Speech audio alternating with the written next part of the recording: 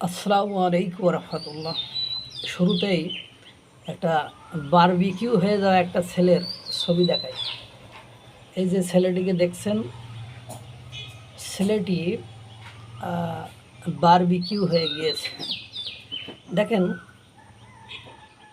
দীপু দাসের হত্যাকাণ্ড নিয়ে বাংলাদেশের কোনো বিবৃতি, বাংলাদেশের সরকারের কোনো বড় ধরনের পদক্ষেপ, বাংলাদেশের অন্যান্য ধর্মভিত্তিক রাজনৈতিক দলগুলোর কোনো বিবৃতি, কোনো কিছুই বাংলাদেশের মানুষ সহ বিশ্বের মানুষ দেখে নাই।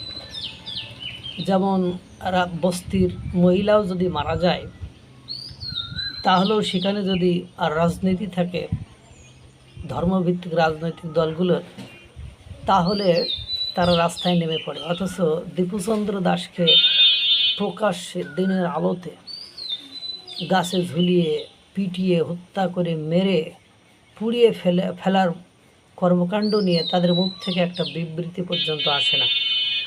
বরং এই যে ছেলেটি বারবিকিউ হয়ে গিয়েছে, এরা বিজয় উল্লাস করতে বারবিকিউতে যাওয়ার মতো পোস্ট করেছিল।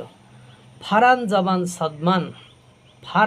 জামান সাদমান মে মাসের 5 তারিখে যখন দীপুচন্দ্র দাসকে ঝুলিয়ে পুড়িয়ে হত্যা করা হয়, তখন তার ফেসবুকে, ওই যে আমি আপনাদেরকে একটু আগে দেখিয়েছিলাম যে ফেসবুকে এই যে স্ট্যাটাস দিয়েছে, স্ট্যাটাসে কি লিখছিল পড়ে শোনায়। দীপুচন্দ্র দাসকে বারবিকিউ বানানোর দিবস হোয়ার, মানে কোথায়, বুঝছেন?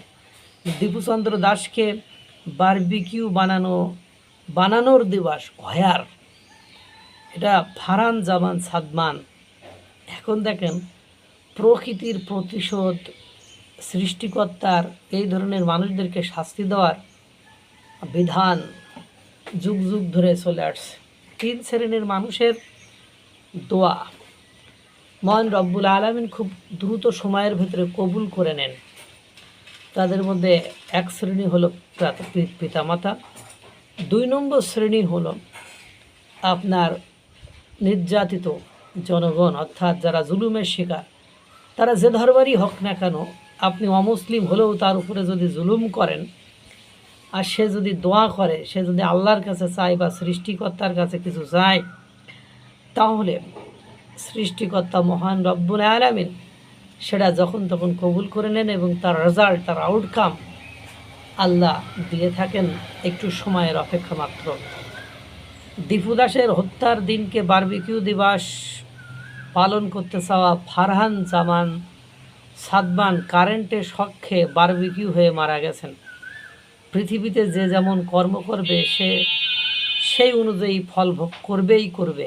আর এটাকেই বলে nature of revenge of nature. এই হলো অবস্থা। এই জন্য বলি, অপকর্ম না করাই উত্তম, কারণ অপকর্ম মানুষকে সবসময় ধ্বংসের দিকে নিয়ে যায়।